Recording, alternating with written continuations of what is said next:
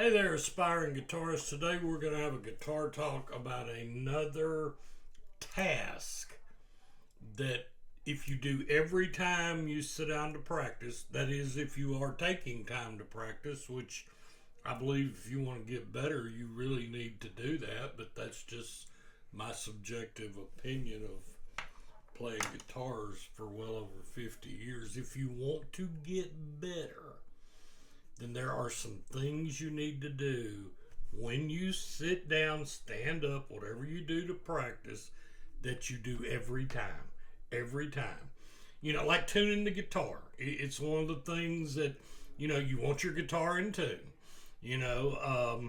I've got videos where I encourage you to treat tuning as ear training and see if you can figure out before the tuner does when it's in tune, to see if you can figure out how to relative tune. So anyway, let's get to it. If you remember, one of the most popular videos I've ever had that got viewed thousands of times was the acronym PASSED, P-A-S-S-E-D. Play a simple song every day. What I want you to think about doing in your practice, and I'm a big fan of guitar chord songbooks. I know we got the internet. I'm on the internet right now. I retired from, computer usage, magazines. My computer involvement goes way back over 40 years. But there is something about a songbook that shows you the chords, shows you the song, where to play the chords. I don't get a penny from this company, but I really like these strummed together songbooks. They come in different genres. This is Campfire.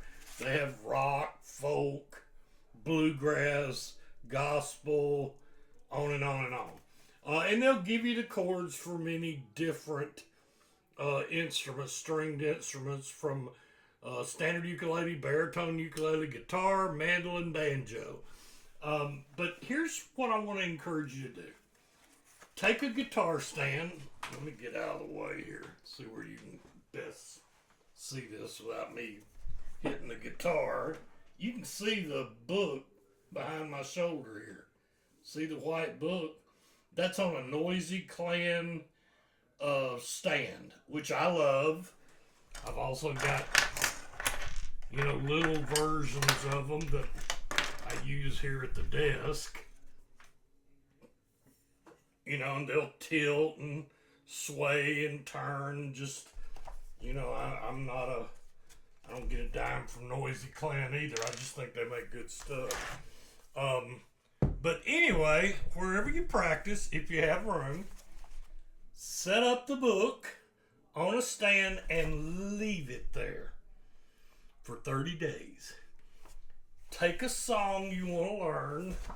Like, here's a song I've been playing for over 40 years, Puff the Magic Dragon. But you'll notice it's got that infamous B minor in there. Now, I know how to play a B minor. I know how to play variations of the B minor. But going from a G to a B minor is still a challenge, even after 50 years. Before I start to play the song, even with others, I have to chord a G, go to a B minor, see how it fits to the guitar that I'm playing. I might even need to go from this G, you know what a G is, this lesson, to the B minor, and I may have to focus to hit the fourth and the third string first before I dropped the second and the first finger. That way, as I'm strumming, I correctly hit the notes. Now, here's what I suggest. Look at the chords, practice the transition, even if it's just strumming the G, going to the B minor, moving on, then play the song. You're probably going to screw it up. That's okay. It's called practice. Then you may tell yourself, okay, I'm going to go back and play it again. And you're liable to screw it up again. And then you're probably going to tell yourself, okay, I'm not doing that anymore. The only I'm not having any problems with the C, the E minor, the A, the D. I'm having a problem from G to B minor. So I'm going to practice going back and forth from G to B minor. Now, I spend a lot of time trying to show y'all in videos how to transition a chord and to keep fingers rooted that don't have to be lifted up. But there is, and I've always said it, there is something about strumming a chord, taking your hand away, and going to the next chord. And the G to the B minor, except on some variations of the G, most of the time requires that. You're going to have to be able to hit that B minor. So just do G to B minor. Stop. Do G to B minor again. Do G to B minor again. Then go back to the entire song. Did it work a little better? Okay, go back to G and B minor again. Break things down into steps and practice. The more you practice a song, you don't have to spend a lot of time on this. Your practice time could be anywhere from 5 minutes to whatever you pick. I always tell myself to get in at least 15 minutes of practice. I still do chord transitions. I still do scales. And you know what? I feel I'm a better guitarist because I practice. And the more you practice, the more you understand the chords you're making. The more, all right, G to B minor. You're going to finally get it, and then you're going to figure out, well, maybe I do need to lay down the ring finger and the pinky first, and then drop the middle finger and the pointer finger last. Boom, boom. You know, but you're going to start exploring chords. You're going to start seeing what it takes to make a chord. You're going to start doing little bass runs and licks. If you're making a G, boom, boom, boom, boom, boom. The more you play a song and get a difficult to you chord transition nailed, the more comfortable you get with chords themselves.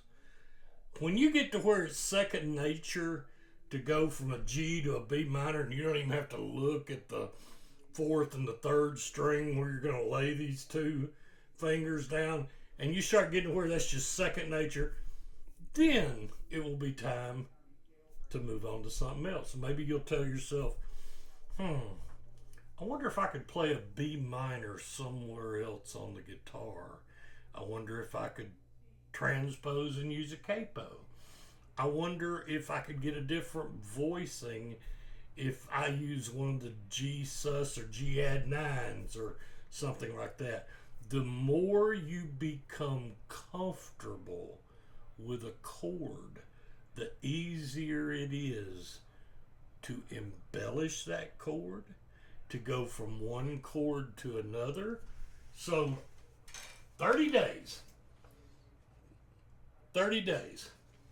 I can remember getting ready to do a little bit of a church gig or something and practicing a riff I was going to do, and my wife is knitting in the other room, and boom, boom, boom, boom, boom, and I'm screwing it up, and then all of a sudden out of nowhere she's like, oh, please go on to something else. And so I get up, oh, I'm sorry, and I close the door, but I still go back to practice. 30 days of Puff the Magic Dragon, and then, am I done? No. Then I pick another song that has a different chord transition. Maybe it's a rhythm. I love to play Beatles songs because I can play with the rhythm in Beatles songs a lot. Instead of just using a strumming pattern, down, down, up, down, or something like that. Boom, boom, ba, boom, boom, ba, boom, ba, boom. I turn my rhythm into something percussive. The Beatles does a lot of that. So do a lot of other groups. You may know your own. Put them in the comments if you want.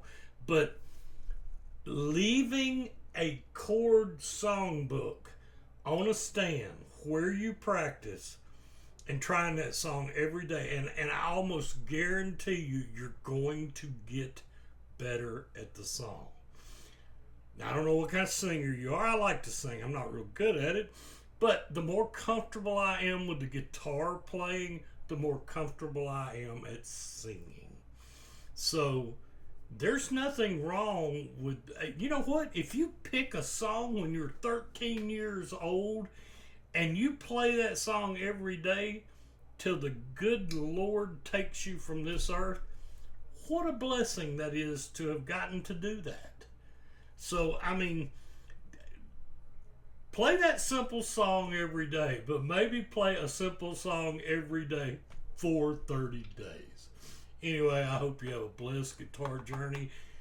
I think this really will help you. I've been doing it for decades, and it helps me. I tell you, the song that I started doing this with, and I was like 13 years old, was My Sweet Lord by George Harrison. And I mean, and I played the A minor D, G minor, back and forth. Then I played the lead on the first string, 5-7, 5-3. I mean, I played that till I know everybody around me was sick of me playing it.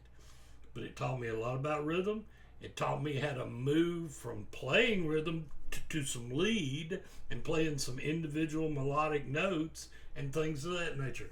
There's nothing wrong with doing something over and over again. It's a blessing if you look at it that way. So anyway, I hope your guitar journey is blessed. And like I always say, and I do always mean it, hey, happy picking.